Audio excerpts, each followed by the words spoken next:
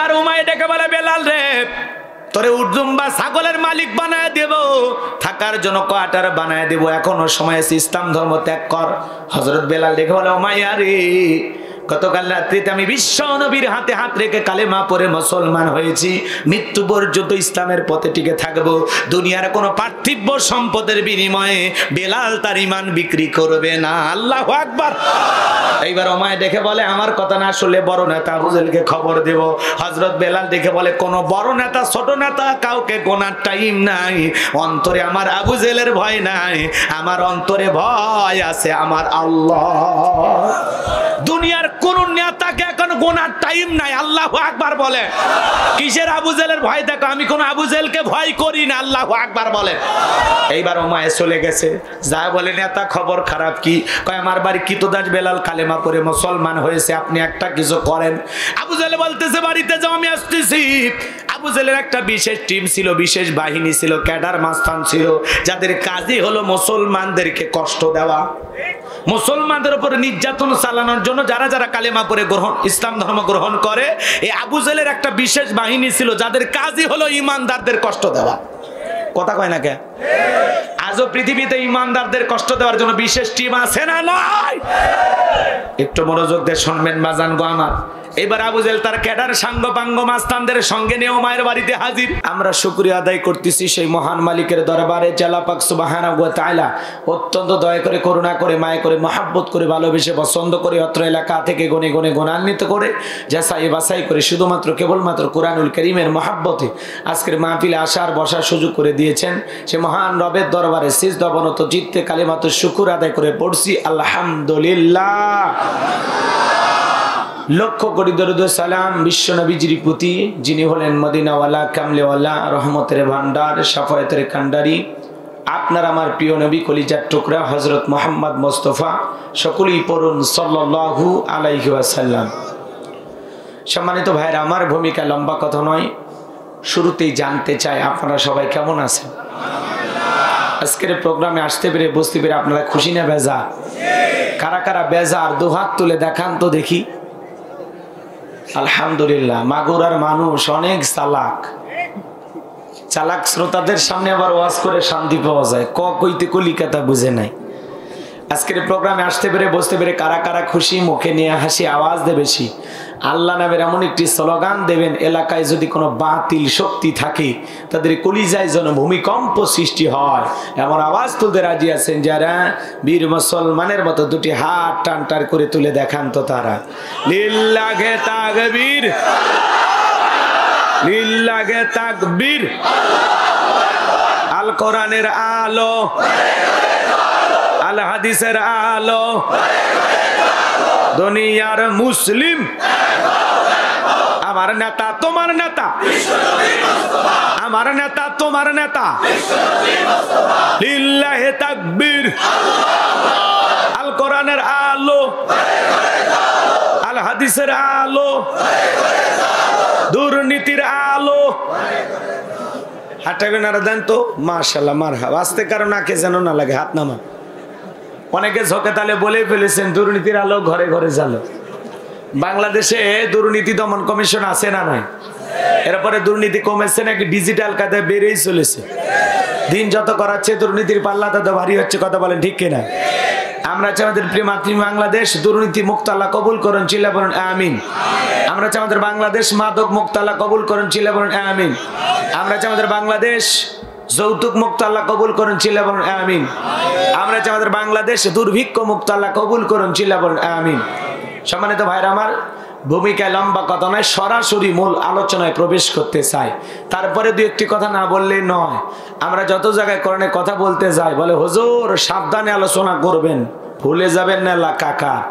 ওদের কথার সাইজ শুনে মনে হয় এলাকা ওদের বাবার। কিছু জায়গায় ওয়াজ করতে গেলে বাতিলের রক্তচক্ষু দিয়ে তাকায়। হুজুর বুঝছেন, বুঝা শুনে ভাবনা চিন্তা করে কথা বলবেন। আপনি কার দিকে চোখ রাঙানি দেখান? আমরা মুসলিম জাতির পিতা ইব্রাহিমের সন্তান, যে ইব্রাহিম আল্লাহর খুশির জন্য নমরুদের আগুনে পুড়তেও রাজি। কথা বলেন ঠিক কিনা? আপনি কার দিকে রক্ত চক্ষু দিয়ে তাকান? আমরা ইসমাইলের ভাই, যে ইসমাইল আল্লাহর খুশির জন্য ছুরি নিচে জবাই হইতেও রাজি, কথা বলেন ঠিক কিনা? আমরা মা হাজেরার সন্তান, যে মা হাজেরা তার হাজার ইসমাইলকে আল্লাহর পথে কুরবানি করে দিতে পারেন, কথা বলেন ঠিক কিনা? এজন্য কোনো বাতিলে রক্ত চক্ষুর ভয় আল্লাহর কোরআনের কথা গোপন করা হবে না, ওপেনে বলা হবে, কথা বলেন ঠিক কিনা? আবার অনেক জায়গায় ওয়াজ করতে গেলে বলে হুজুর ওয়াজ যা করবেন করবেন, খবরদার রাজনীতির কোনো আলোচনা করবেন না। আপনারাই বলেন তো বাজান, আমার বাড়ি কোন জেলা? গরিব এলাকায় বাড়ি দেখে আমার জেলার নামটা নিতে আপনাদের কষ্ট হচ্ছে। একটু জোরে বলেন, আমার বাড়ি কোন জেলা? যা কিছুটা হলেও সান্ত্বনা পাইলাম। আপনাদের বাড়ি কোন জেলা? বিশ্বাস করেন আমি গাইবান্ধা থেকে মাগুরেতে এসেছি শুধুমাত্র কোরআনের কথা বলার আশা, এছাড়া আমার আর অন্য কোনো উদ্দেশ্য নাই, কথা বলেন ঠিক কিনা? আর আমি গাইবান্ধা থেকে মাগুরেতে এসে রাজনীতি করে আমার কোনো লাভ আছে?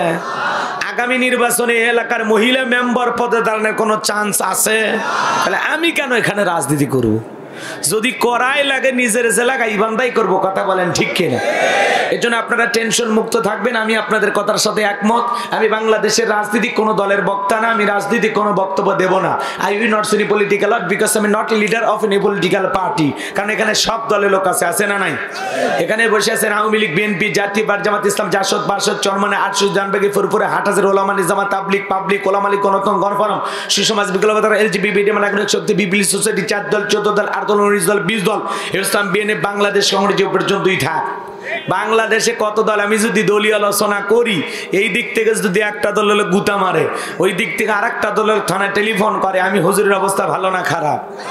অতএব আজকের মাহফিলে বাংলাদেশের রাজনীতি নিয়ে কোনো আলোচনা করা হবে না। বলেন, বাংলাদেশের রাজনীতি নিয়ে কোনো আলোচনা করা হবে না। তবে হ্যাঁ, আমি যদি কোনো রাজনৈতিক বক্তব্য দেই, এই পৃথিবীর শ্রেষ্ঠ রাজনীতিবিদ, শ্রেষ্ঠ রাষ্ট্রনায়ক, শ্রেষ্ঠ রাষ্ট্রপতি, শ্রেষ্ঠ সেনাপতি, শ্রেষ্ঠ বৈজ্ঞানিক, শ্রেষ্ঠ দার্শনিক, শ্রেষ্ঠ বাবা, শ্রেষ্ঠ নানা, শ্রেষ্ঠ আদর্শ, শ্রেষ্ঠ মহামানব রহমাতুল আলামিনের মদিনার আদর্শের রাজনীতির কথা বলবো। আমি যদি কোন রাজনৈতিক বক্তব্য দেই, খলিফাতুল মুসলিমিন আমিরুল মুমিনিন হযরত ওমর ফারুকের আদর্শের রাজনীতির কথা বলবো।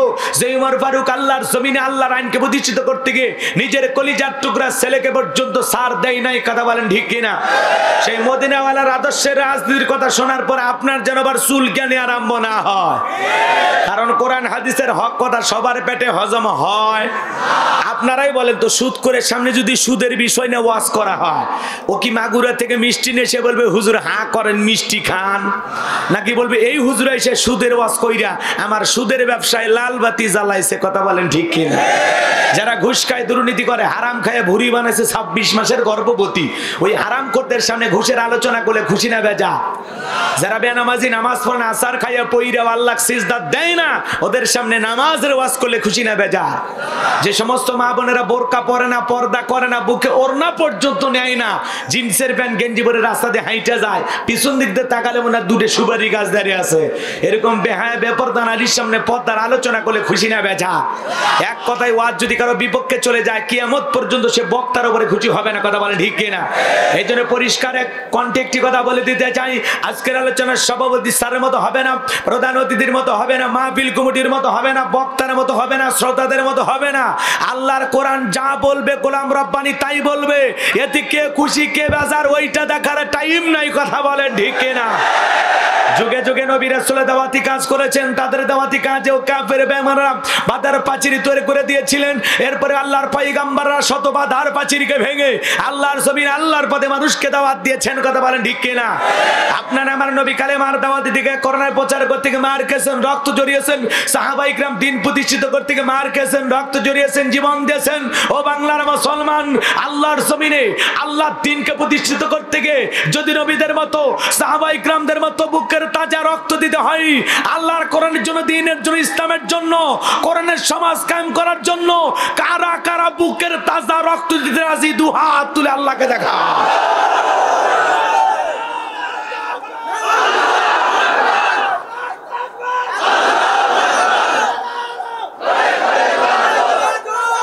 লিল্লাহে তাকবীর।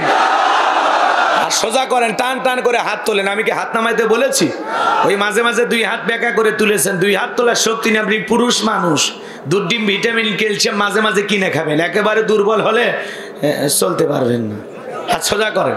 আমার আল্লাহ রাব্বুল আলামিন বলেন, ইন্নাল্লাহা আশতারা মিনাল মুমিনিনা আনফুসাহুম ওয়া আমওয়ালাহুম বিআন্না লাহুমুল জান্নাহ।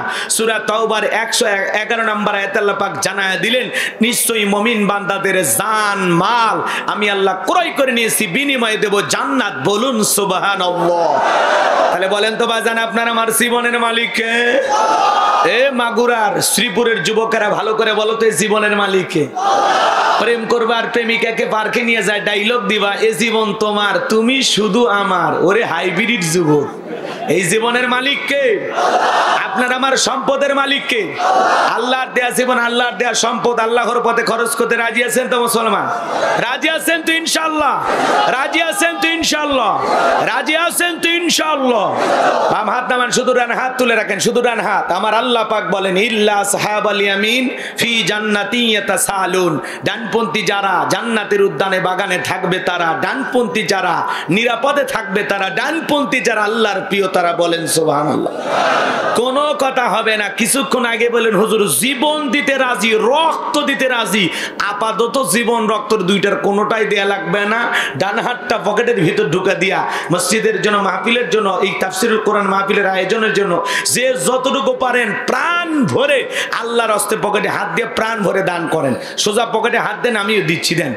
সোজা পকেটে হাত দেন। ছেলেপেলে যারা আছো, ব্যাগ নিয়ে, রুমাল নিয়ে, চাদর নিয়ে, যার কাছে যা আছে তাই নিয়ে মাঠে নামো, খেলা হবে, খেলা হবে। ছেলেপেলে আপনাদের মাঝে যাবে, প্রাণ ভরে আপনারা দেন। সবাই পকেটে হাত দেন, সবাই পকেটে হাত দেন। মহিলা প্যান্ডেলে যারা বসে আছেন মা, মহিলা প্যান্ডেলে লোকজন পাঠায় দেন। আমার মা বোন যারা বসে আছেন মা, আপনারাও প্রাণ ভরে দান করবেন। আল্লাহ, হ্যাঁ, মা বোনদেরকেও পাঠায় দেন। ভাই আমি তো বলতেছি, টেনশন না আপনি, আপনি খালি ওই দিক সামলান। মহিলা প্যান্ডেলের লোকজন যারা আছেন, যুবকেরা যারা আছো, স্বেচ্ছাসেবক যারা আছো, ব্যাগ নিয়ে, রুমাল নিয়ে, চাদর নিয়ে, যার কাছে যা আছে তাই নিয়ে মাঠে ঝাঁপায় পারো। আল্লাহ কবুল করেন, জোরে বলেন আমিন। আপনারা সবাই যে যা পারেন পকেটে হাত দিয়ে 10, 20, 50, 200, 100, 500, 2000, 5000, 10,000, 1 লাখ, 2 লাখ, যে যা পারেন আল্লাহর হস্তে পকেটে হাত দিয়ে প্রাণ ভরে দান করেন। সোজা পকেটে হাত দিয়ে টাকা দান করেন। খবরদার কেউ যেন আবার বিড়ি ম্যাচ দিন না। 2014 সালে ওয়াজ করতে গেছিলাম রংপুর তারাগঞ্জ, জায়গায় কালেকশন চলতেছিল। একজন ব্যাগের ভিতর দিয়েছে 2 প্যাকেট বিড়ি, দিয়ে লেগে দিয়েছে 1 প্যাকেট মাহফিল কমিটির আর 1 প্যাকেট বক্তার। কত বড় শয়তান চিন্তা করেন। এরকম দুষ্টমি করা যাবে না। পকেটে হাত দিয়ে সবাই আল্লাহর রাস্তে টাকা দেন।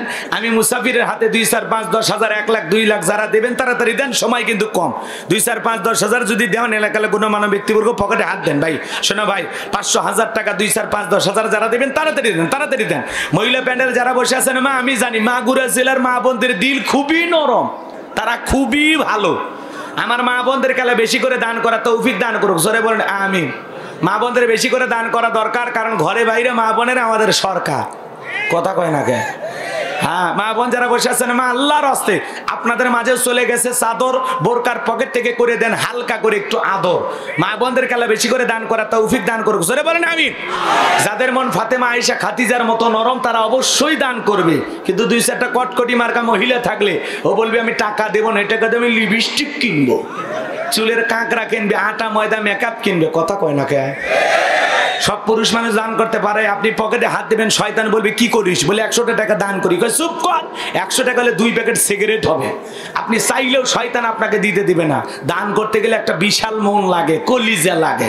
সবার টাকা মসজিদ মাদ্রাসা করণের মাহফিলের জন্য আল্লাহ নেয় না। যদি দিতে পারেন ভাগ্যবান, না দিতে পারলে কপাল পোড়া। আপনি পকেটে হাত দেন, দেন আল্লাহর হস্তে দেন, দেন বাজান। আমি মুসাফির, আমার হাতে 2, 4, 5, 10,000 তাড়াতাড়ি দেবেন, 2-1 মিনিটের মধ্যে আলোচনায় চলে যাবো। মাশাআল্লাহ। কি নাম বাবা? জুয়েল ভাই 2000। চেয়ারম্যান মানে সভাপতি, আজকে সভাপতি এত কম দিলে হবে? সভাপতি মানে সবার ওপরে, তাই না ভাই?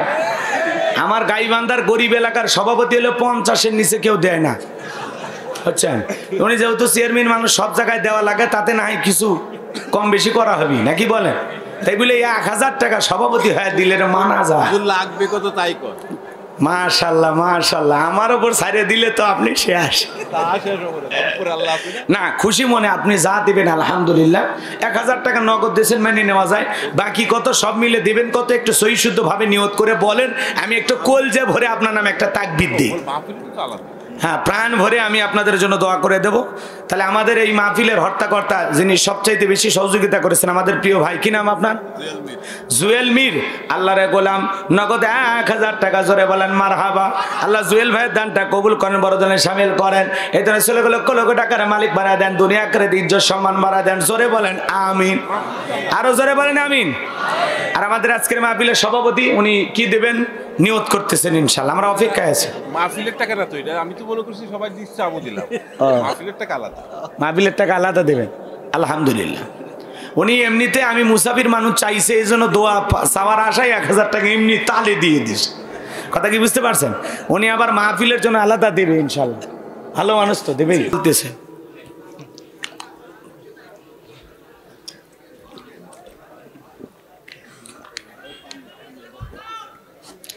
হ্যাঁ, চলেন আমরা আলোচনায় চলে যাই, আপনাদের আর কষ্ট দেব না ইনশাল্লাহ। তো আমি ছোট্ট একটা সূরা তিলাওয়াত করেছি, মানুষও ছোট, সূরাও ধরেছি ছোট। হ্যাঁ, পাঞ্জাবির ঝুলো ছোট, টুপির ঝুলো ছোট, এই জন্য একটা ছোট্ট সূরা আপনাদের সামনে তিলাওয়াত করেছি। সময় যেহেতু কম, হ্যাঁ, আজকের মাহফিলে দেখেছেন বক্তা মোটামুটি আমরা 3-4 জন ছিলাম, এই জন্য সময়টা একটু কম পাইছি। আমি কি আপনাদের কাছে 1 ঘন্টা আশা করি? আপনারা কি 12টা 12:30 পর্যন্ত থাকবেন তো? হ্যাঁ না, এখন 11টা 11 বাজে, ওই 12টা 11-12 পর্যন্ত থাকলেই হবে। 1-8 ঘন্টা, মানে ঘন্টাখানেক। শোনেন শোনেন, কথার সাথে কাজের মিল থাকা লাগবে। 2 ঘন্টা ওয়াজ করা আমার জন্য ব্যাপার না, কিন্তু কে আচ্ছা যদি থাকেন আমার তো আপত্তি নাই, কিন্তু আমি আলোচনা করে আপনি আধা ঘন্টা 40 মিনিট পরে আমাকে রেখে চলে যাবেন। আপনার বাড়ি মাগুরা, আমি আসছি সেই গাইবান্ধা বগুড়া থেকে। আপনার চাইতে আমার বাড়ি কত কিলোমিটার জানেন? হ্যাঁ, 450 হিসাব করছেন না? মাশাআল্লাহ, ভালো তো। আচ্ছা হোক, 300 কিলোমিটার হোক, 350 হোক, তাতে সমস্যা নেই তো। তাহলে এত দূর থেকে আমি আপনাদের মাঝে আসছি একটু কষ্ট করে, আপনারা যেহেতু আসছেন, এখন আমাকে রাইখে যদি আপনারা আগে চলে যান, আপনাদের বলেন তো পথ যদি দূরে আমার বেশি হয় তাহলে তো উচিত আমার আগে রওনা দেওয়া। তাহলে আপনারা যদি আমাকে রেখে যান, এটা তো আসলে ঠিক দেখায় না। এই জন্য আপনাদের কাছে আমার ছোট্ট করে অনুরোধ যে 12:30 পর্যন্ত এ কোরআনের মাহফিলে ধৈর্য সহকারে কারা কারা বসে থাকবেন না তারা হাত তোলেন। আলহামদুলিল্লাহ, চালাক আপনারা। কারা কারা 12:30 পর্যন্ত থাকবেন 2 হাত তুলে বলেন ইনশাআল্লাহ। হাত তুলে বলেন ইনশাআল্লাহ। আর একবার বলেন ইনশাআল্লাহ। হাত সোজা করেন, দেখেন তো মাঝে মাঝে হাত তুলিনি কারা, দেখেন মাঝে মাঝে হাত যারা তুলিনি তারি করে এখনই মাহফিল থেকে উঠে দেন, যে বলে ভাই তোর আর শোনা লাগবে না, বাড়ির যা। সবাই হাত তুলেছেন তো ইনশাআল্লাহ? আপনাদের ওয়াদা ঠিক থাকবে তো ইনশাআল্লাহ? আল্লাহ কবুল করেন, জোরে বলেন আমিন। বাস আপাতত এই 1.5 ঘন্টার ওয়াদা ঠিক থাকলে যথেষ্ট, পরেরটা পরে দেখা যাবে না। কিন্তু ওটা বাসা করলে কিন্তু আমি দোয়া করে দেবো, সেটা আগেই বলতেছি। আমি যুবক মানুষ, মাথা গরম, বোঝেন না? আমার চোখের সামনে যদি কেউ উঠে যায়, মাথার রক্ত উঠে যায় আমার, যে এই লোকটা কেন উঠে যায়, কি শুনতে চায়, এরকম একটা ব্যাপার কাজ করে। যে ও কেন উঠে যায়, আমার কথাগুলো কি ভালো হচ্ছে না, ওর কি ভালো লাগতেছে না, এরকম মানে আমি দ্বিধা দ্বন্দ্বে ফিল করি। কথাকে বুঝতে পারছেন? এই জন্য আপনাদের কাছে অনুরোধ, ভাই ভালো লাগুক আর খারাপ লাগুক, 1.5 ঘন্টা পেশাব যা যা লাগে চুপচাপ থাকেন।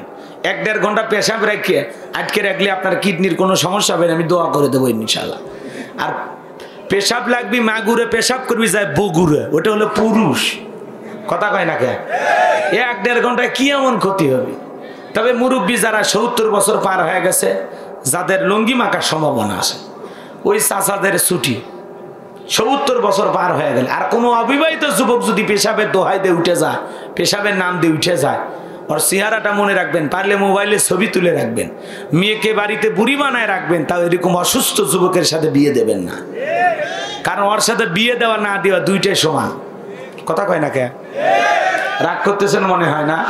তাহলে সব মিলে রেডি তো আপনারা? এখন চলেন আমরা আলোচনা শুরু করি। আমি কথা বলবো পবিত্র কোরআনুল কারীমের 108 নাম্বার সূরা। সূরাটির নাম হলো কাউসার। জোরে বলেন কি নাম? একটু জবান ছেড়ে বলেন কি নাম? কাউসার।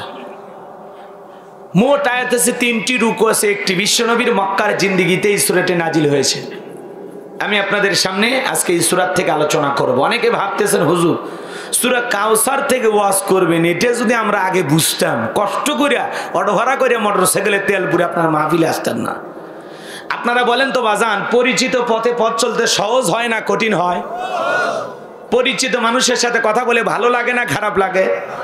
পরিচিত পথে পথ চলতে যেমন সহজ হয়, পরিচিত মানুষের সাথে কথা বলে যেমন ভালো লাগে, ঠিক পরিচিত জানা কোন সূরা থেকে আলোচনা করলে এই আলোচনাটা আরো বেশি মজা লাগবে। বলেন সুবহানাল্লাহ।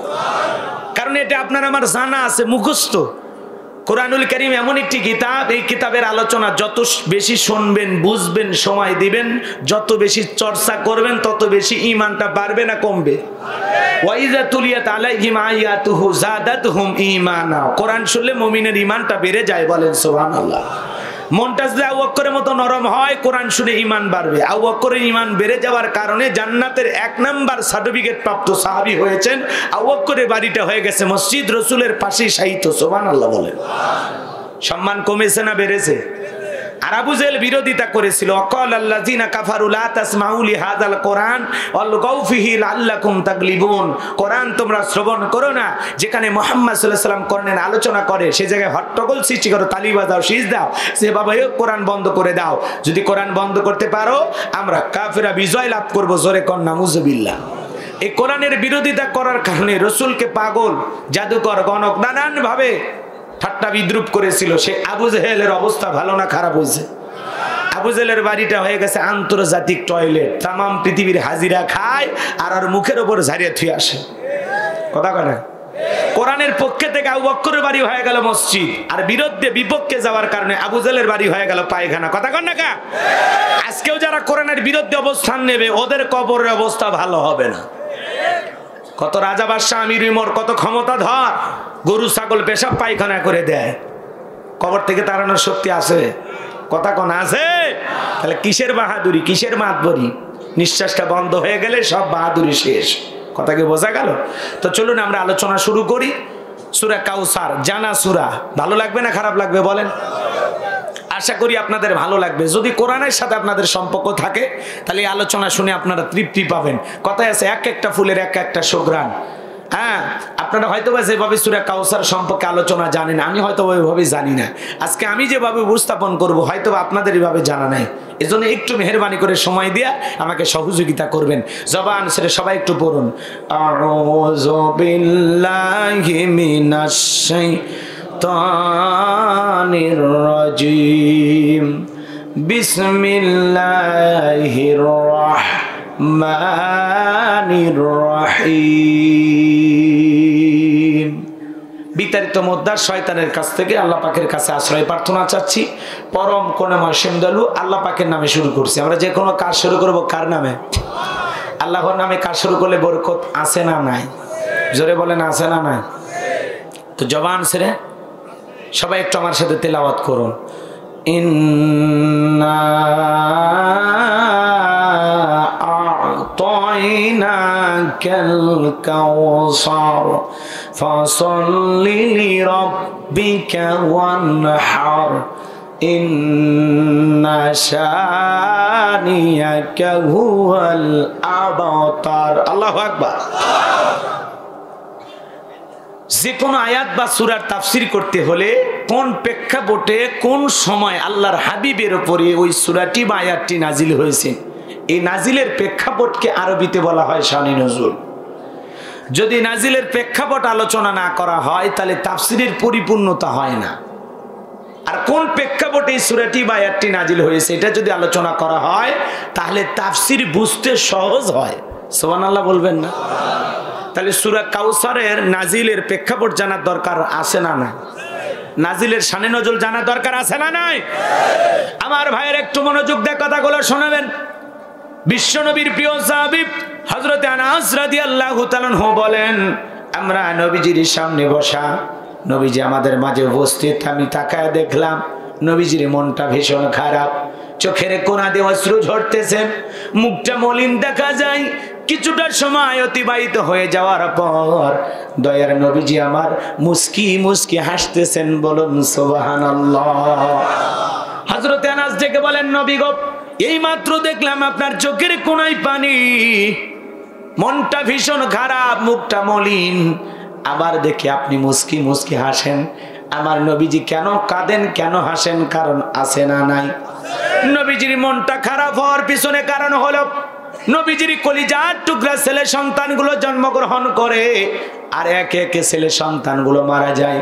ইব্রাহিম মারা যায়, আবুল কাসেম মারা যায়, তাহের মারা যায়। বলেন তো বাজান, বাবা হিসাবে নবীজির সন্তানগুলো যখন মারা যায় নবীজির মনে কষ্ট লাগে কিনা? একটু আওয়াজ দিবেন, আমি করবো ওয়াজ, আপনারা দেবেন আওয়াজ, জবাব দিবেন ঠিক ঠিক, আলোচনা হবে কমপ্লিট। শ্রোতাদের স্পিরিটেই বারে, বক্তার হিট, আলোচনা হবে জায়গা মতো ফিট। সাপোর্ট না দিলে আলোচনা জমবে না। একটু পুরুষের ভূমিকা পালন করেন, নাকি আপনারা আওয়াজ ধরে দিলে মহিলারা শুনলে গুনাহ হবে নাকি? এই আশেপাশে চিল্লাপাল্লা করেন, এই মসজিদে এই চিল্লাপাল্লা করেন না, ইশারায় কাজ করেন, ইশারায়। একটু মনোযোগ দিয়ে শোনেন বাজান গো আমার। নবীজির ছেলে সন্তানগুলো হারিয়ে নবীজির মনে মনে অনেক কষ্ট, মনের মধ্যে অনেক ব্যথা। নবীজির কাছের চাচা নাম হলো আবু লাহাব, ডেকে বলে, ভাতিজা, তোমার বংশে বাতি জ্বালানোর কেউ থাকলো না, তুমি একটা লেজ কাটা, তুমি একটা নির্বংশ, জোরে কন্যা উযুবিল্লাহ। একে তো সন্তান হারানোর ব্যথা, আবার অন্যদিকে আপন মানুষদের সমালোচনা, নবীজির কষ্ট কমে না বাড়ে? আপনারাই বলুন তো বাজান, আল্লাহ না করুক, আল্লাহ না করুক, আপনার আমার সন্তান যদি মারা যায়, আমাদের কাছের চাচা আত্মীয় স্বজনদের উচিত বিপদের দিনে সান্ত্বনা দেওয়া। বাবা তুমি সবর করো, ধৈর্য ধারণ করো, জীবন মৃত্যুর মালিক আল্লাহ, আল্লাহ সন্তান দিয়েছে, আল্লাহ নিয়েছে, মন খারাপ করো না, ধৈর্য ধারণ করো। আল্লাহ চাইলে বছর না ঘুরতে আবারও তোমাদের ঘর আলোকিত করে আল্লাহ সন্তান দিতে পারে। কাছের মানুষদের উচিত বিপদের দিনে সান্ত্বনা দেওয়া, সবর এবং ধৈর্যের ওয়াজ শোনানো।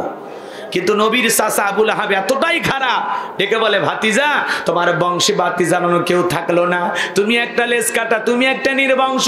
এই কথা বলে বিশ্ব নবীর মনের মধ্যে কষ্ট দেয়। নবীজির ছেলে সন্তানগুলো শিশুকালে বিদায় নেওয়ার পিছনে কারণ আছে না নাই? নবীজির একটা ছেলে সন্তানও কেন প্রাপ্ত পুরুষ হওয়া পর্যন্ত এই জমিনে জীবিত থাকলেন না? কেন তারা যৌবন পর্যন্ত বেঁচে থাকলেন না? সমস্ত ছেলেগুলো কেন শিশুকালে বিদায় নিলেন? নবীজির ছেলে সন্তান শিশুকালে বিদায় নেওয়ার পিছনে কারণ আছে তিনটি। জোরে বলেন কয়টি? নবীর উম্মত হিসাবে জানার দরকার আছে না নাই? নবীজির ছেলে সন্তানগুলো কেন শিশুকালে বিদায় নিয়ে গেল? কি সেই তিনটি কারণ? কারা কারা জানতে চান দুহাত তুলে একবার দেখান, লিল্লাহি তাকবীর। নবীজির ছেলে সন্তানগুলো কেন মারা গেল? কি সেই তিনটি কারণ? আপনারা শুনবেন তো ইনশাআল্লাহ? হাত নামান। এইবার তিনটি কারণ যদি আমি বলি তাহলে 3 নাম্বার আয়াতের ওয়াজ করা লাগবে। আমি কি এখন 1 নাম্বার আয়াত বাদ দিয়ে 3 নাম্বারে চলে যাব, নাকি আস্তে আস্তেই যাই? ধৈর্য আছে তো ভাই? একটু মনোযোগ দিয়ে শোনেন। রসুলের সন্তানগুলো কেন শিশুকালে বিদায় নিলেন? একটা ছেলেও কেন যৌবন পর্যন্ত জীবিত থাকলেন না? প্রাপ্ত পুরুষ হওয়া পর্যন্ত কেন থাকলেন না? এর পিছনে কারণ আছে না নাই? শোনার দরকার আছে না নাই? নবীর উম্মত হিসাবে আমরা অনেক কিছু জানি না, বুঝি না, বোঝারও চেষ্টা করি না। আল্লাহ আমাদের বোঝার তৌফিক দান করুক, জোরে বলেন আমিন। নবীর সম্মান মর্যাদা অনেকেই তো বোঝে না। এক জায়গায় যে ওয়াজ করলাম, ভাই বলেন তো আমার নবীর নাম কি? বলে আব্দুল কাদের জিলানী। পীর সাহেবের নাম মুখস্থ আছে, কিন্তু আল্লাহর নবীর নামটা মুখস্থ না। এরকম কপাল পোড়া মুসলমান আছে না? না। একটু মনোযোগ দিয়ে শোনেন বাজান গো আমার। একে তো সন্তান হারানোর ব্যথা, কাফেরদের সমালোচনা, অন্যদিকে যারা ইসলাম ধর্ম গ্রহণ করে কাফের ব্যাপারে তাদের উপর নির্যাতন চালায়, জুলুম চালায়। আমার ভাইয়েরা, নবীজি ইসলামের দাওয়াত দেয়, ইসলামের প্রচার প্রসার করে। হযরত বেলাল যখন জানতে পারলেন রাত্রিবেলায় দারুল আরকামে নবীজি বসা, হযরত বেলাল বিশ্ব নবীর দরবারে উপস্থিত হয়ে গেলেন। নবীজির চেহারা মোবারকের দিকে তাকাইয়া ডেকে বলেন, নবী গো, আপনার চাইতে সুন্দর মানুষ আমি জীবনে কোনোদিন দেখি নাই। সুবহানাল্লাহ বল। আপনার আমার নবী কতটা সুন্দর জানেন? হযরতে জাবের রাদিয়াল্লাহু তাআলা আনহু বলেন, পূর্ণিমা রাত আমি রাসূলের বাড়িতে গেলাম, সেদিন দেখেছিলাম চাঁদ উদয় হয়েছে দুইটা, একটা চাঁদ আসমানে আর একটা চাঁদ জমিনে। আমি আসমানের চাঁদের দিকে একবার তাকাই, জমিনের চাঁদের দিকে একবার তাকাই, আমি বারবার তাকাইয়া মিলানোর চেষ্টা করি। আমার কাছে মনে হয় ওই আসমানের চাঁদের চাইতে জমিনের চাঁদ বিশ্ব নবীকে আমার কাছে বেশি সুন্দর মনে হয়। সুবহানাল্লাহ জোরে বলেন। আপনার আমার নবী কতটা সুন্দর জানেন? আম্মা জান আয়েশা রাদিয়াল্লাহু তাআলা আনহা বলেন, যারা ইউসুফ নবীর চেহারার দিকে তাকাইয়া আপেল কাটতে গিয়ে আঙ্গুল কেটে ফেলে দিয়েছে, ওরা যদি বিশ্ব নবীর চেহারা মোবারকের দিকে তাকাইতো, শুধু আঙ্গুল নয়, আঙ্গুল কাটতে কাটতে, হাত কাটতে কাটতে কখন যে নিজের কলিজা কেটে দুফাক করে ফেলতো, মুহূর্তের জন্য টের পাইতো না। আপনার আমার নবী এতটাই সুন্দর। আম্মা জান আয়েশারও বলেন, ও দুনিয়ার মানুষ, তোমাদের একটা সূর্য আছে, আমি আয়েশারও একটা সূর্য আছে। তোমাদের সূর্য উদয় হয় দিনের বেলায়, আরে আমি আয়েশার সূর্য উদয় হয় রাতের বেলায়। আম্মা জান সেলাইয়ের কাজ করতেছেন, হাত থেকে সুইটা পড়ে গেল, বাতিতে কোনো তেল ছিল না, অপেক্ষায় বসে থাকলেন। বিশ্বনবী যখন এশার সালাত আদায় করার পর ঘরের ভিতরে প্রবেশ করে সর্বপ্রথম আম্মা জান আয়েশাকে সালাম দিলেন। নবী যদি ঘরে ঢুকে তার স্ত্রীকে সালাম দিতে পারেন, এই আমল আপনার আমার ঘরেও করার দরকার আছে না নাই? বিশ্বনবী ঘরে ঢুকে প্রবেশ করে সর্বপ্রথম আম্মা জান আয়েশাকে সালাম দিলেন। আপনার আমার ঘরেও আমল করার দরকার আছে না নাই? ঘরে ঢুকে স্ত্রীকে কি দিবেন? সালাম দিবেন। সালাম আছে যেখানে শান্তি আছে, সালাম আছে যেখানে সমাধান আছে। আজকে বাড়িতে যা সালাম দিবেন, আসসালামু আলাইকুম রহিমা, কেমন আছো সোনা, ঘরের দরজাটা খোলো না, আমি তোমার লিটনের বাপ, তোমার দিওয়ানা। বউ খুশি হয়ে দরজা খুলবে, কথা বলেন না কেন? স্বামী স্ত্রীর মধ্যে সালাম আদান প্রদান হলে শ্রদ্ধা, ভক্তি, বিশ্বাস, ভালোবাসা বেড়ে যায়। স্বামী স্ত্রীর মধ্যে সালাম আদান প্রদান হলে আল্লাহর পক্ষ থেকে 3টা রহমত নাজিল হয়। সুবহানাল্লাহ বলেন। আর আপনি ছোট লোক, সারাল আপনার ব্যবহার খারাপ, আপনাদেরকে বলিনি কিন্তু, ভুল বুঝবেন না, এটা ভারতের লোক বলতেছি। আপনারা ভালো মানুষ, ছোট লোক, ব্যবহার খারাপ, ঘরের দরজায় যায় চিৎকা মারে, রুবেলের মামে দরজা খোল, বেশি দেরি হলে দরজা ভাঙ্গে ফেলে দিয়া, তোর পিঠের ওপর কি যে হবি রে। ভিতর থেকে বউ কেটে স্বামী না সেখানে আজরাইল। আছে না এরকম বদমেজাজি স্বামী? এই বদমেজাজি আছে না নাই? বাইরে যা গল্প করে, আমার বউ তো আমাকে বাঘের মতো ভয় করে, বাঘের মতো। বাঘ একটা পশু, জানোয়ার, তার মানে তুমি বইয়ের কাছে আর মানুষ নাই, হয়ে গেছো জানোয়ার। কথা কয় না খায়, এই জানোয়ার না হয়ে আনোয়ার হও, মনোয়ার হও। কথা কয় না কে? বউ বলে বাঘের মতো ভয় করে। বাঘ হওয়া লাগবি কার কাছে আর ভয় কার কাছে? এরকম আপনাদের এলাকায় আছে? রাগ করেন না, এলাকার মানুষ ভালো, সব আল্লাহর ওলি। তো স্ত্রীকে সালাম দিবেন, পারবেন তো ইনশাল্লাহ?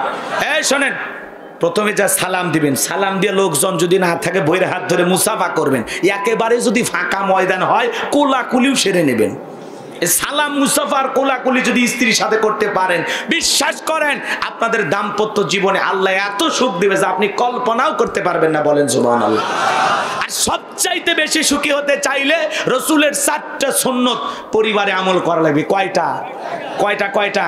এই 4টা সুন্নত যদি আমল করেন, জীবনে কোনোদিন তালাক বিচ্ছেদের বিচার চেয়ারম্যানের করা লাগবে না। তাবিজ সারা সংসার ভালো হবে। কথা কয় না কে? কি 4টে সুন্নত শুনবেন? একটু অপেক্ষা করেন, এখন করলে লাইন বেকা হয়ে যাবে। লাইন সোজা করার দরকার আছে না? খালি মনে করে দেবেন, শেষে যায় 4টে সুন্নত। যদি ভালো লাগে আমি বলে দেবো ইনশাআল্লাহ। একটু মনোযোগ দিয়ে শোনেন, তাহলে বাজান বাড়িতে যায় স্ত্রীকে সালাম দেওয়ার মতো সাহস আছে তো ইনশাআল্লাহ? পারবেন তো ইনশাআল্লাহ? জয়পুর হাটে ওয়াজ করলাম, এক যুবক কয়, হুজুর আমার শরম লাগে। আমরা বাচ্চা কাচ্চা কয়জন? কয় 3টা সন্তানের বাবা হয়ে গেলে তোমার শরম লাগে না? আর বউকে সালাম দিতে গিয়ে শরম লাগে, ওইটা শরম না শয়তানি? আর শরম যদি এত বেশি হয়, তোর বইয়ের তো বাচ্চা হওয়ারই কথা না। তোমার বইয়ের বাচ্চা হয়ে যায়, তোমার শরম লাগে না? সালাম দিতে গিয়া, ইসলাম মানতে গিয়া, সুন্নত আমল করতে গিয়ে শরম লাগে। ফাজলামি করো না। আমল করতে পারবেন তো ইনশাল্লাহ? পারবেন তো ইনশাল্লাহ? আল্লাহ কবুল করেন, জোরে বলেন আমিন।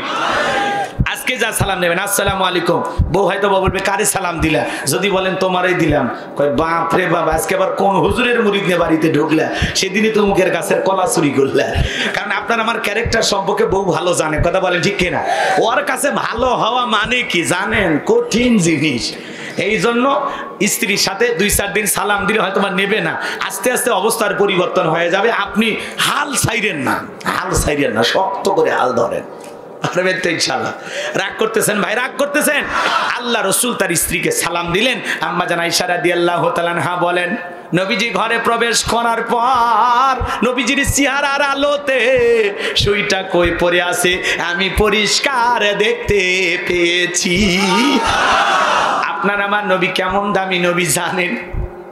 যে নবী হা বললে পুরো পৃথিবীবাসীর জন্য আল্লাহ পাক হালালে পরিণত করে দেয়, যে নবী না বললে পুরো পৃথিবীবাসীর জন্য আল্লাহ পাক হারামে পরিণত করে দেয়, যে নবী জমিনে পা তুললে মাওলা পাকের আরশে আজিমে পৌঁছে যায়, সুবহানাল্লাহ।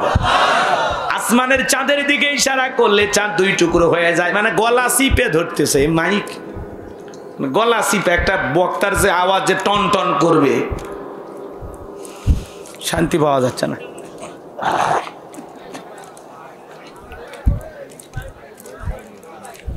ডেকোরেটরের লোক টাকা ধরে দিলেই সেই টন টন আওয়াজ, বুঝতে পারছেন ভাই? জুয়েল ভাই না, আপনার নাম কি নাম? ডাবলু ভাই। একটু চেষ্টা করেন, একটা আয়োজনের সবচাইতে বড় সফলতা হলো মাইক, সাউন্ড কোয়ালিটি হেভি হওয়া লাগবে, মানে সেই রকম টন টন আওয়াজ। এই যে দেখেন আমি কথা বলতেছি, আওয়াজ কিন্তু হচ্ছে না, এখানে গেলে হয় না, এই যে একেবারে কাছে গেলে হয়, তাও মাইকগুলো স্পষ্ট না। যাই হোক, এখন যা আছে কপালে মেনে নেওয়া লাগবে। বিয়ে যেহেতু করে ফেলেছেন, বাসর ঘরে এসে বইয়ের ভুল ধরে লাভ আছে? ওই কাম আগে করা লাগলো অনেক। তো যাই হোক, সামনের দিকে যাই। কষ্ট পাচ্ছেন বাজান?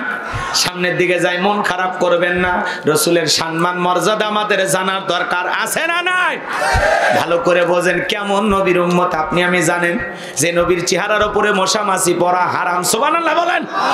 জমিনে পথ চললে আসমানের মেঘ এসে ছায়া প্রদান করত, যার দেহের ঘামগুলো মিশক আম্বারের চাইতে সুগন্ধি ছড়াইতো, সুবহানাল্লাহ বলেন। যে নবী তার জান্নাতি হাত মোবারক যেই ছাগলের স্তনে দুধ হয় না, যদি লাগায়া দিতেন, হাতটা খালি একটু বোলায়া দিতেন, দুধে পরিপূর্ণ হয়ে যাইতো। কেমন নবী পাইছি জানেন?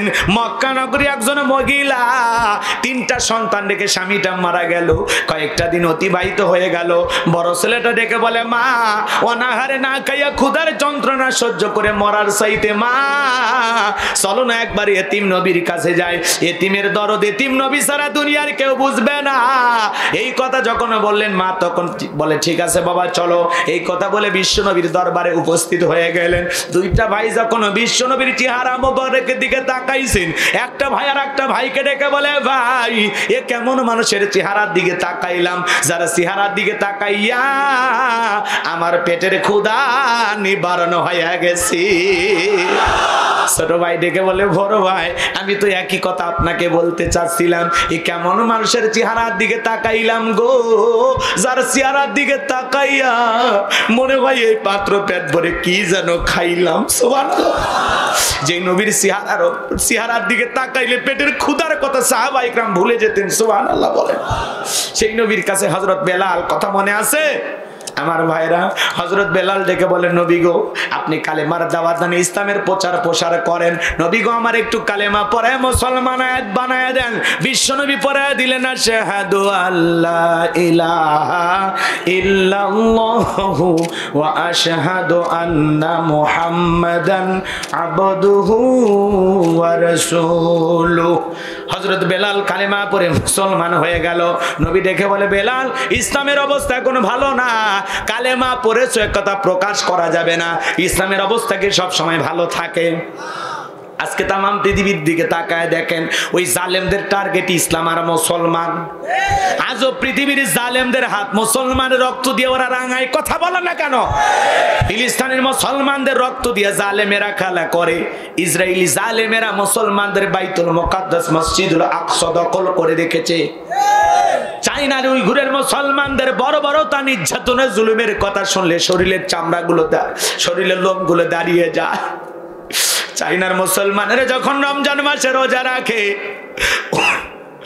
উইঘুরের মুসলমানেরা যখন রোজা রাখে, চাইনার জালেমেরা তখন উইঘুরের মুসলমানদেরকে ধরে দিনের বেলায় জোর করে মুখের ভিতরে মদ ঢুকে দিয়ে রোজা নষ্ট করার চেষ্টা করে। উইঘুরের মুসলমান যখন মুখের ভিতরে দাড়ি রাখে, রাসূলের সুন্নতকে ভালোবাসে, ওই চাইনার জালেমেরা দৌড় করে সেলু নিয়ে যে ধইরা নিয়ে যায়, দাড়িটা কেটে দেয়। ইমান ইসলাম মানার কারণে উইঘুরের মুসলমানদেরকে ধরে নিয়ে যায়, দেখের সব পোশাকগুলো খুলে উলঙ্গ করে, ইচ্ছা মতো লজ্জাস্থান কেটে আলাদা করে, হাত পা কেটে আলাদা করে, মুসলমানকে টুকরো টুকরো করে হত্যা করে। এরপর ইমানদারেরা জালেমদের কাছে মাথা নত করে না। ইসলাম মানতে গিয়ে যে কি কষ্ট, কি বর্বরতা, কি নির্যাতন, জুলুম ওই কাশ্মীরের মুসলমান বোঝে যে ইসলামের প্রতি টিকে থাকতে গেলে কত কঠিন সময় পার করা লাগে। কথা বলে না কেন? মায়ের ঘরে আছেন তো টের পাচ্ছেন না, রাগ করতেছেন না? ইসলাম মানতে গিয়ে আপনারা কেউ পিটাইছে, মারছে, কষ্ট করছে? শোনেন, একটু শোনেন। বিশ্বনবী ডেকে বলে, বেলাল ইসলামের অবস্থা ভালো না, ইসলাম মানতে গেলে সব সময় বিপদ মুসিবত আসবে। আজও ইসলাম মানার কারণে কত মানুষ ঘরে থাকতে পারে না, স্ত্রীর কাছে ঘুমাইতে পারে না। আজকে কত আলেমের পরিবার স্বামী থাকার পরে বিধবার মতো জীবন যাপন করে, কত আলেমের সন্তানেরা বাবা থাকার পরে এতিম হয়ে আছে। কথা কন না কে আপনারা? একটু মনোযোগ দিয়ে কথাগুলো বোঝার এবং শোনার চেষ্টা করবেন। খাঁটি ইসলাম মানতে গেলে আপনার আমার বিপদ ওপরে বিপদ আপদ মুসিবত আসবে। একটু মনোযোগ দিয়ে শোনেন বাজান গো আমার। যে কথা বলতে চাচ্ছিলাম, হযরত বেলালকে নবী ডেকে বলে, বেলাল ইসলামের অবস্থা এখন ভালো না। তাহলে মানে বোঝা যায় ইসলাম সব সময় ভালো অবস্থানে থাকে না, মাঝে মাঝে ইসলামকে অনেক গোপনেও পালন করা লাগে, আবার সুযোগ আসলে প্রকাশ্যেও পালন করা লাগে। কথা বলেন। হযরত বেলাল ডেকে বলে, নবী গো আমার জীবনের কোনো দাম নাই। আমার মনে উমাইয়াকে বলেছিলাম উট দুম্বা ছাগল পেশাব পায়খানা করে দেয়, ওই ঘরে থাকতে আমার বড় কষ্ট হয়।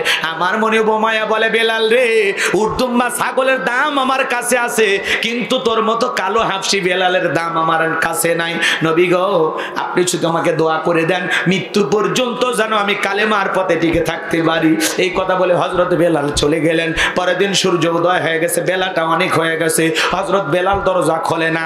অন্যান্য চাকর যারা আছে ওরা দেখে কি ব্যাপার, বেলাল দরজা খোলে না, উর্দুম বা ছাগলের পেশাব পায়খানা পরিষ্কার করে না।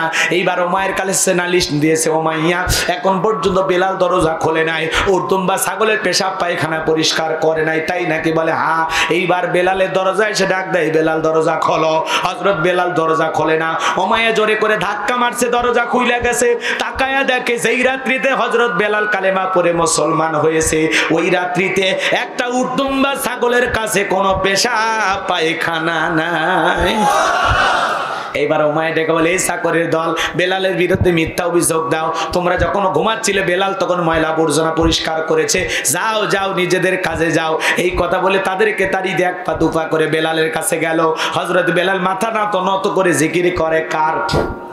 এইবার ওমায়া হালকা করে ধাক্কা মারছে, যখন বেলালের জবান দিয়ে কালেমার আওয়াজ বের হয়েছে, তখন এইবার ওমায়া ডেকে বলে, বেলাল রে তোর জবান দিয়ে সব কি শুনছি, তুমি কি মুসলমান হয়েছো? হযরত বেলাল ডেকে বলে, ওমায়া মুসলমান হয় যারা মিথ্যা কথা বলতে পারবে না তারা, ওয়াকুলু কাওলান সাদীদা, সঠিক কথা বলো, সত্য কথা বলো। ইমানদার কোনোদিন মিথ্যাবাদী হতে পারে না, মুসলমান মিথ্যাবাদী হতে পারে না, মুসলমান হবে সত্যবাদী। কিন্তু আমাদের সমাজে মিথ্যাবাদী আছে না নাই? মিথ্যা কথা বলে সকালবেলা নাস্তা করে, দুপুর বেলা লাঞ্চ করে, রাতে ডিনার করে, ভরা পেটেও মিথ্যা বলে, খালি পেটেও মিথ্যা বলে। মিথ্যা বলতে বলতে চেহারা বেঁকা হয়ে গেছে, ঠ্যাং কবরে ঢুকছে, তাও মিথ্যা বলা সারে। আর মিথ্যা কথা শুনে শয়তানও মিটমিট করে হাসে। এরকম মিথ্যাবাদী আছে না নাই? রাগ করতেছেন মনে হয়। আর মিথ্যা কথা, ও যে মিথ্যা বলতেছে ওর চেহারা প্রমাণ করে। কথা কয় না কে? রাগ মিথ্যাবাদী হবে না সত্যবাদী?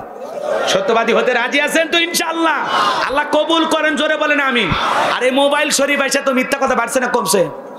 থাকে যদি শ্রীপুর, কয় আমি মাগুরা, বইয়ের কোলত ঘুম পারে, আর কয় না নাস্তা করতেছি। আছে না নাই? ভাই আপনাদের এলাকার ছেলে পেলে মিথ্যা বলে না, আমি এটা গ্যারান্টি দিয়ে বলতে পারি, কারণ প্রত্যেকটা ছেলে জিন্দা শাহজালাল। রাগ করতেছেন না?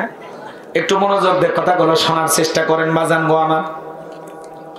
এইবার উমাইয়া ডেকে বলে বেলাল রে তোরে উর্দুম্বা ছাগলের মালিক বানায় দেব, থাকার জন্য কোয়ার্টার বানায় দেব, এখনো সময় আছে, ইসলাম ধর্ম ত্যাগ কর। হযরত বেলাল দেখে বলে উমাইয়া রে গতকাল রাত্রিতে আমি বিশ্ব নবীর হাতে হাত রেখে কালেমা পড়ে মুসলমান হয়েছি, মৃত্যু পর্যন্ত ইসলামের পথে টিকে থাকবো। দুনিয়ার কোনো পার্থিব সম্পদের বিনিময়ে বেলাল তার ঈমান বিক্রি করবে না। আল্লাহু আকবার। এইবার উমাইয়া দেখে বলে আমার কথা না শুনলে বড় নেতা আবু জেহেলকে খবর দেব। হযরত বেলাল দেখে বলে কোন বড় নেতা ছোট নেতা কাউকে গোনার টাইম নাই, অন্তরে আমার আবু জেহেলের ভয় নাই, আমার অন্তরে ভয় আছে আমার আল্লাহ। দুনিয়ার কোন নেতাকে এখন গোনার টাইম নাই। আল্লাহু আকবার বলে। কিসের আবু জেহেলের ভয় দেখো, আমি কোন আবু জেহেলকে ভয় করি না। আল্লাহু আকবার বলে। এইবার উমাইয়া চলে গেছে, যা বলে নেতা খবর খারাপ কি? কয় আমার বাড়ি কিতদাস বেলাল কালেমা পড়ে মুসলমান হয়েছে, আপনি একটা কিছু করেন। আবু জেহেল বলতেছে বাড়িতে যাও, আমি আসতেছি। আবু জেহেলের একটা বিশেষ টিম ছিল, বিশেষ বাহিনী ছিল, ক্যাডার মাস্তান ছিল, যাদের কাজই হলো মুসলমানদেরকে কষ্ট দেওয়া, মুসলমানদের উপরে নির্যাতন চালানোর জন্য যারা যারা কালেমা পড়ে ইসলাম ধর্ম গ্রহণ করে, এই আবু জেহেলের একটা বিশেষ বাহিনী ছিল যাদের কাজই হলো ইমানদারদের কষ্ট দেওয়া। কথা কয় না কে? আজও পৃথিবীতে ইমানদারদের কষ্ট দেওয়ার জন্য বিশেষ টিম আছে না নয়? একটু মনোযোগ দিয়ে শুনবেন বাজান গো আমার।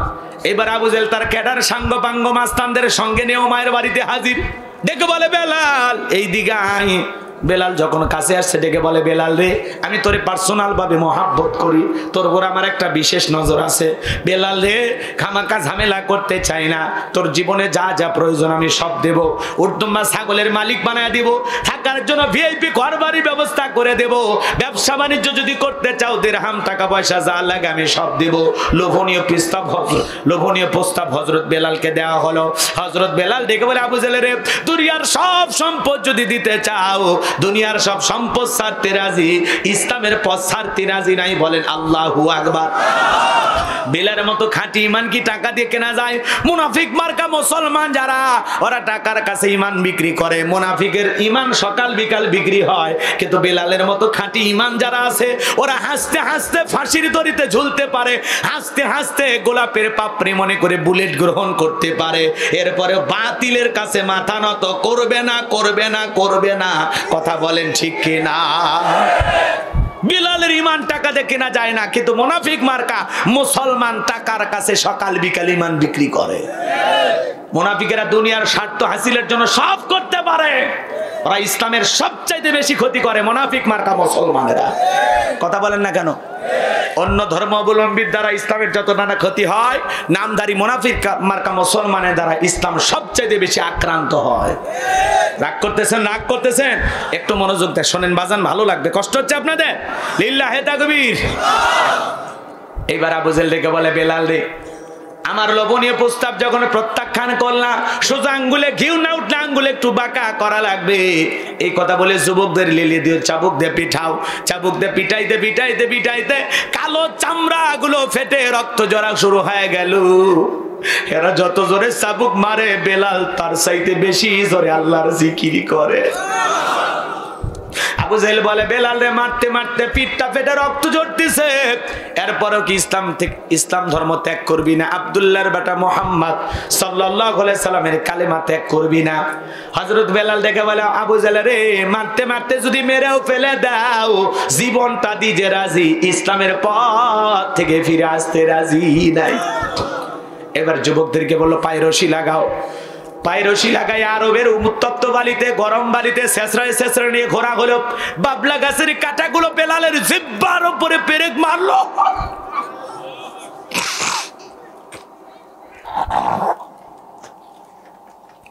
বাজান গো আমার,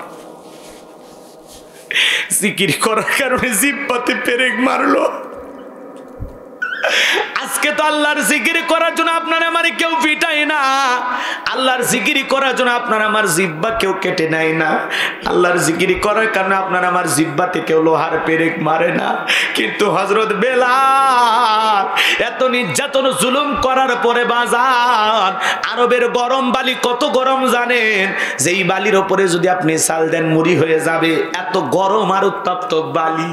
ওই বালিতে শ্রেষ্ঠ ঘুরে নিয়ে আসার পর বিকেল বেলা ডেকে ডেকে বলে বেলাল রে চাবুক দিয়ে পিটাইলাম, আরবের গরম বালিতে ঘুরলাম, এত নির্যাতন জুলুম তোর উপরে করা হলো রে বেলাল, এরপরে কি আব্দুল্লাহ বেটা মুহাম্মদ সাল্লাল্লাহু আলাইহি সাল্লামের ধর্ম ত্যাগ করবি না? হযরত বেলাল ডেকে বলে আবু জেহেল রে নিঃশ্বাস থাকবে যতদিন বেলাল ইসলামের পথে টিকে থাকবে ততদিন। আল্লাহু আকবার। এবার যুবকদেরকে বললো যাও বিশাল একটা বড় পাথর নিয়ে আসো। কয়েকজন যুবক মিলে বিশাল বড় একটা পাথর নিয়ে আইসা হযরতে বেলালের বুকের উপরে চাপায়া দিল। বাজান গো আমার, ওই বিশাল বড় পাথর যখন বেলালের বুকের উপরে চাপায়া দিল, আবু জেহেল মনে করে পাথরের আঘাতে বেলাল মারা যাবে, এই কথা ভেবে কাফেররা চলে গেল। হযরত বেলালের বুকের উপরে পাথর, এরপরেও জিহ্বা নাড়ায় বেলাল জিকির করে কার? হযরতে বেলাল চোখের পানি ছেড়ে দিয়ে কাঁদে, আল্লাহর জিকির করে জিহ্বাটা নাড়ায়া নাড়ায়া নাড়ায়া। আমার নবী বলেছেন যেই বান্দা আল্লাহর জিকিরে জিহ্বাটা ভিজা রাখবে, ওই জিকির করা বান্দা কোনদিন তার জিহ্বা জাহান্নামের আগুনে জ্বলবে না। সুবহানাল্লাহ। আল্লাহর জিকিরে সর্বাবস্থায় যার জিহ্বাটা ভিজা থাকে, ওই জিহ্বাওয়ালা মানুষ কোনদিন জাহান্নামের আগুনে জ্বলবে। তাহলে সর্বাবস্থায় জিকির করতে হবে কার? স্মরণ করতে হবে কারে? উঠতে বসতে চলতে ফিরতে অযথা টাইম পাস, অযথা অনার্থক সময় নষ্ট না করে আল্লাহর জিকিরে যদি আমরা সময় কাটাই, আখিরাতের অ্যাকাউন্টে সব কমবে না বাড়বে?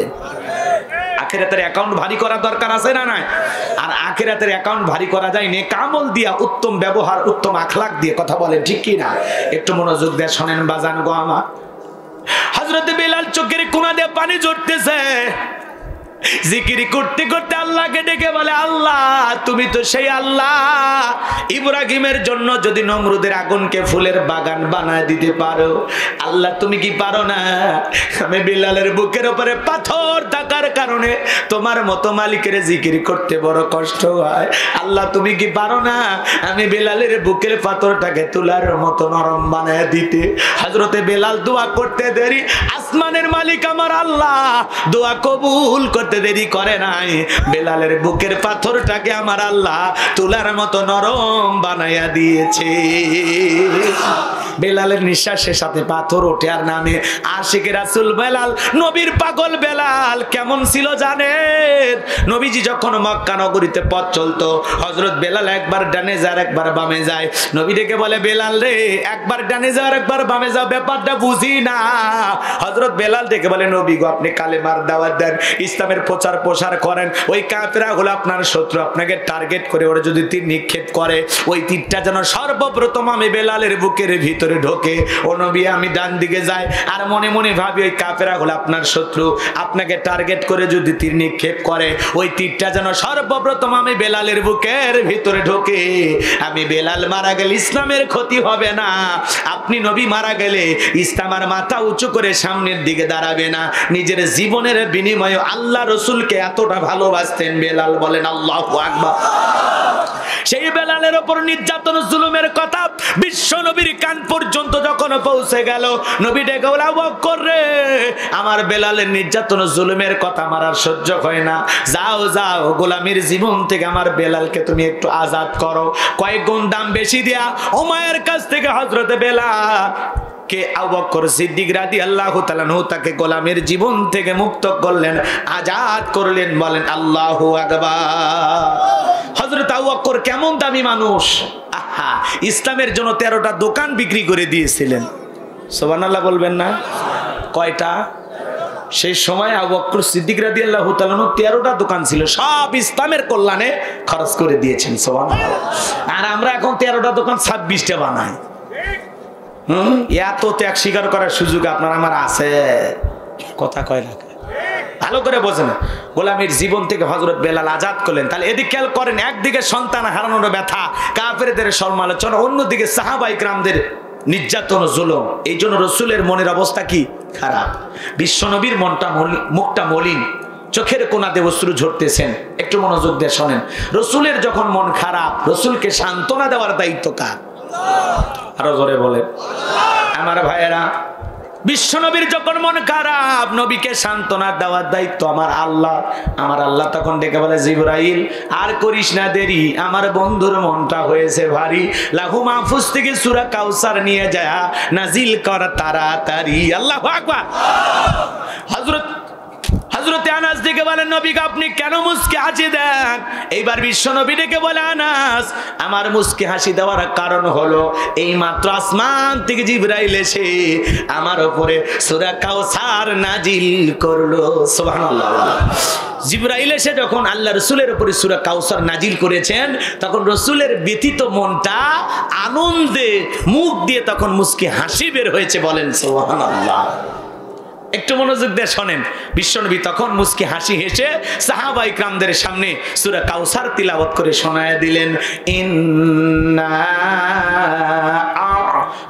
আ'তাইনাকাল কাউসার ফাসাল্লি লিরাব্বিকা ওয়ানহার ইন্না শানিয়াকা হুয়াল আবতার। আল্লাহু আকবার। খারাপ লাগতেছে নাকি আপনাদের? তো দোয়া করে দেই নাকি বলেন? ওটা ভাষা করেন না। দুই একজন কিন্তু যাচ্ছেন আমি বুঝতে পারতেছি, কিন্তু আপনি যে ওয়াদা দিয়েছেন ওই ব্যাপারে আল্লাহর কাছে জবাব দিন। সমস্যা নেই। ওয়াদা ভঙ্গ আর কিসের লক্ষণ? এ তো বোঝেন না আপনারা। তো তাহলে যাবেন কেন? 2টা পর্যন্ত হুজুর, 2টা পর্যন্ত। কোন মুখ দিয়ে বলছিলেন? কথা কয় না। 12টায় বাজায়নি, আপনি জুতে সোজা করে কই যান? পোলা খায়া বেটা আসল, এটা হলো অরিজিনাল কথা।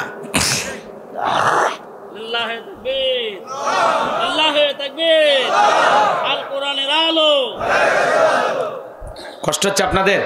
এইবার চলেন আমরা মূল তাফসীর এবং মূল আলোচনায় চলে যাই। কষ্ট হবে আপনাদের? একটু মনোযোগ দিয়ে শোনেন। সূরা কাউসার তিলাওয়াত করলাম, খারাপ লাগছে আপনাদের? বলেন তো, ছোটবেলায় বাবার হাত ধরে মসজিদে গিয়েছিলাম, ইমাম সাহেবের কণ্ঠে সূরা ফাতিহা শুনেছিলাম। আপনার বয়স এখন 40-50 বছর হয়ে গেছে। যারা 5 ওয়াক্ত সালাত আদায় করে কমপক্ষে 40 বার দিনের মধ্যে সূরা ফাতিহা পাঠ করা লাগে। কেউ কি বিরক্ত হয়ে বলেছে যে সূরা ফাতিহা পড়তে আর মজা লাগে না? বলেছে কেউ? রাগান্বিত হয়ে আজ পর্যন্ত কারো মুখে শুনছেন? কোন ইমাম কি বলেছে ভাই 25 বছর ইমামতি করলাম সূরা ফাতিহা দিয়ে, কাল থেকে সূরা ইখলাস দিয়ে শুরু করি? ইমাম সাহেব যদি প্রথমেই পড়ে কুল হুয়াল্লাহু আহাদ, আপনার পিছন দিয়ে কি বলবেন? আল্লাহু আকবার। হুজুর আগে সূরা ফাতিহা পড়েন, এরপরে অন্য সূরা ধরেন। আর যে হুজুর সূরা ফাতিহা ছাড়া নামাজ পড়াই, বিনা বেতনে চাকরি করলে তার পিছনে আমরা ইমামতি করব না। কথা কয় না কে? তার পিছনে নামাজ পড়বেন? যে বিনা বেতনে ইমামতি করলেও তার পিছনে আমরা নামাজ পড়ব না। ও হুজুর বেশি ক্লান্ত হলে বউ বাচ্চা নিয়ে ঘুম পারেন, আপনার ইমামতি করার দরকার নাই। কারণ সূরা ফাতিহা ছাড়া আপনার আমার সালাত হতে পারে তো। কোরআনের ভিতরে আল্লাহ এমন একটা আকর্ষণ দিয়েছে, কিয়ামত পর্যন্ত কোরআন শোনার পরে পড়ার পরে আপনার কাছে খারাপ লাগবে না। বলেন সুবহানাল্লাহ। কোরআন যদি টেনে টেনে পড়া হয় মজা আছে না নাই? মিশরের কারি আব্দুল বাসেত, কি সুন্দর তিলাওয়াত, কণ্ঠটা আল্লাহ দিয়েছেন। তার তিলাওয়াত শুনে মনে হয় কোরআন নাজিল হচ্ছে। সুবহানাল্লাহ বল। তো কোরআনের ভিতরে আকর্ষণ আছে না না? ইন্না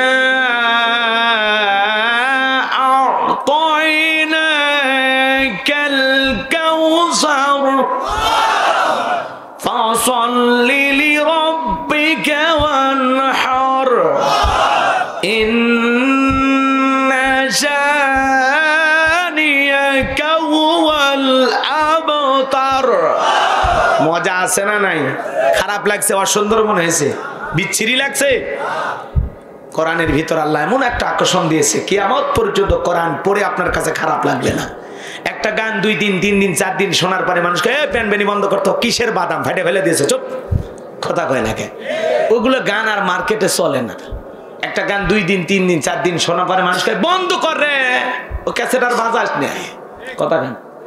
কিন্তু কোরআন হারামের মজা হলো ওয়ান টাইম, হারামের মজা হলো ওয়ান টাইম, ক্ষণস্থায়ী। কিছু সময় ভাল লাগে, কিছু সময় উপভোগ করতে মন চায়, কানসু হয় কিছু সময়, কিন্তু লম্বা সময় বিরক্ত লাগে। কথা কয় না কে? রাগ করতেছেন মনে হয়? রাগ করতেছেন না? এক এক শিল্পী এসে এক এক গান গাই, জাতির মানুষেরা 2-4 দিন পাগলা হয়ে যায়। ও প্রিয় তুমি কোথায়, কে শয়তান তোমাকে খুঁজতেছে, আসেন না? এগুলো আজে বাজে গান আর মানুষ শোনে না। কয় বন্ধু 3 দিন তোর বাড়ি গেলাম দেখা পাইলাম না। মানুষ কয় গাড়ি ভাড়া নষ্ট করার দরকার নাই। কথা কি বুঝছেন? এগুলো গান আর মার্কেটে চলে না, ওগুলো সেই যে চলে গেছে আর যুবকেরা শোনে না। কথা কন না কে? আগেকার দুই একটা চাচা গান গাইছে, পরের জায়গা পরের জমি ঘর বানায় আমি রই, আমি তো সেই ঘরের মালিক নয়। এগুলো হলো গান। হিসাব নিকাশ করে দেখলে আসলে সবকিছুর মালিক কে? পরের জায়গা পরের জমি ঘর বানায়া আমি রই, আমি তো সেই ঘরের মালিক। আসলেই তাই। এ দুনিয়ার মালিক আপনি আমি হতে পারবো? কে মালিক? কে? আপনি আমি কি ভাড়াটিয়া? ভাড়াটিয়া আজ আছি কাল নাই। এ ঘরে দাদা ছিল নাই, বাবা ছিল নাই, আমি আছি থাকবো না, আমার ছেলেও থাকবে না। কথা কয় না? আসলে আমরা এই দুনিয়ার মালিক না। কথা কয় না কেন? আর এই দুনিয়া চিরস্থায়ী থাকার জায়গা না, ক্ষণস্থায়ী। নিঃশ্বাসটা বন্ধ হলে সব শেষ। কথা বলে ঠিক কিনা? রাগ করতেছেন মনে হয়। এ বাজান লম্বা হবে, আমি লম্বা করবো না। যুবক রে, তোদের পায়ে হাত দিয়ে অনুরোধ করে যায়, আজে বাজে গান বাজনা শ্রবণ করে নিজের চরিত্র নষ্ট করা যাবে না। কথা কর। ওই যে এক শিল্পী গান গাইছে, দেখো নাই চেহারাটা বেঁকা হয়ে গেছে।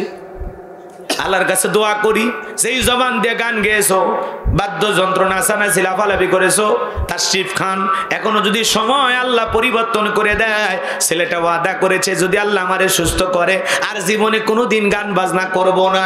আমরা চাই আল্লাহ কণ্ঠ দিয়েছে, গান নয়, ওই কণ্ঠ দিয়ে ইসলামী সঙ্গীত গাও, কোরআন তেলাওয়াত করো। কথা বলেন ঠিক কিনা?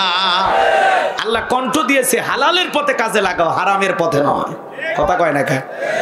এই তাশরিফ খান অসুস্থ, মুখটা বেঁকা হয়ে গেছে। যার কথা শুনে যুবকেরা, ওই যে ছেলেটে বন্যা হইল, তার একটা পেজ থেকে সে সাহায্য চাইছিল বিকাশ নাম্বার দিয়া, মানুষ লক্ষ লক্ষ টাকা তাকে দিয়েছিল।